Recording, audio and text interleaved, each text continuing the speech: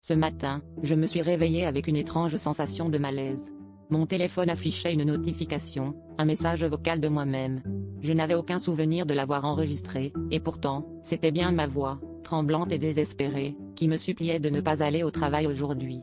C'était ridicule, pensais-je, mais la curiosité l'a emporté. Que pouvais-je bien avoir à dire à moi-même pour m'empêcher de suivre ma routine habituelle? En écoutant le message encore et encore, chaque mot résonnait avec une intensité croissante. La voix semblait venir d'un endroit lointain, comme si elle traversait une tempête. J'ai ressenti un frisson glacé parcourir mon échine.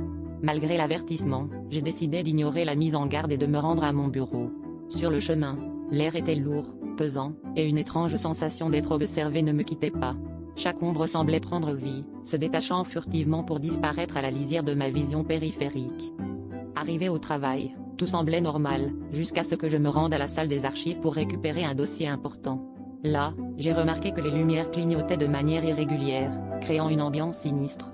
Alors que je fouillais parmi les dossiers, un murmure familier envahit la pièce. C'était ma voix, résonnant faiblement, répétant inlassablement les mots du message vocal. Pris de panique, j'ai quitté la salle en courant, sentant mon cœur battre la chamade. De retour chez moi, j'ai essayé de me calmer en pensant que tout cela n'était qu'une coïncidence. Cependant, alors que je me regardais dans le miroir de la salle de bain, ma réflexion a pris vie, souriant d'un air macabre. Elle a articulé les mêmes mots terrifiants, « Ne va pas au travail ».